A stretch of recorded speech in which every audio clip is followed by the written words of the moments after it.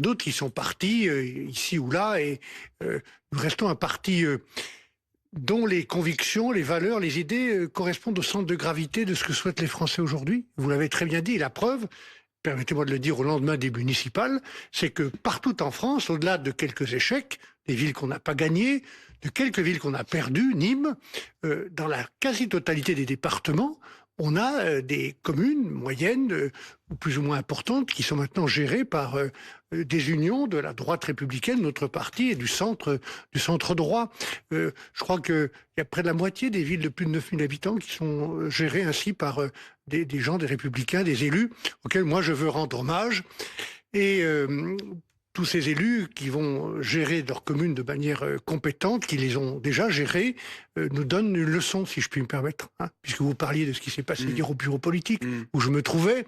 Je garde le calme des vieilles troupes en ce qui me concerne, parce que je pense qu'il faut garder son sang-froid. Tous ces élus nous donnent une leçon d'unité, une leçon de proximité. Et moi, j'aimerais bien que les cuirassiers, ceux qui sont sur le terrain, qui se sont battus, soient entendus et écoutés par les états-majors. Vous êtes d'accord avec le mode de désignation du candidat LR? Non, les statuts de notre parti politique ont été rénovés et que Bruno Retailleau prévoit un vote des militants. C'est la démocratie des militants.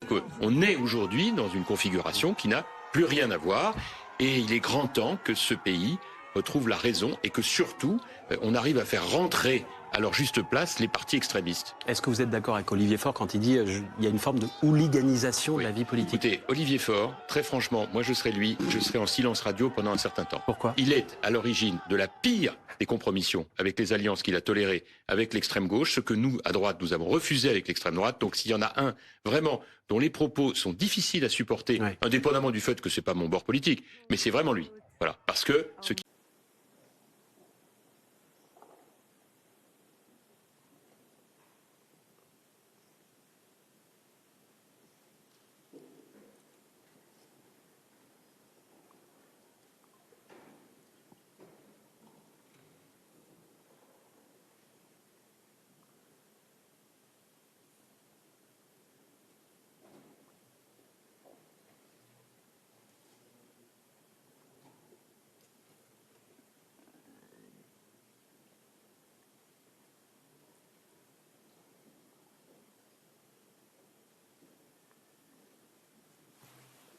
Je vous remercie.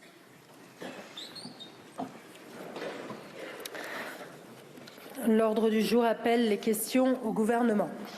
La première va être posée par Monsieur Antoine Valentin pour le groupe UDR.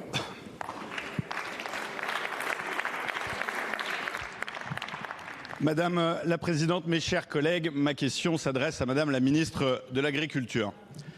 247 jours que des agriculteurs espèrent, Madame la Ministre. 247 jours sans réponse claire, 247 jours avec des trésoreries exsangues.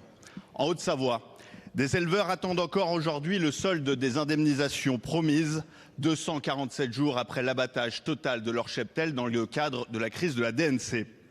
Partout en France, des hommes et des femmes ont fait le choix de la confiance en l'État, en sacrifiant ce qu'ils avaient de plus cher professionnellement. Et nous savons tous ici le lien intime entre la vie professionnelle et personnelle des exploitants, tant leur engagement est total. Ils ont abattu l'intégralité de leur cheptel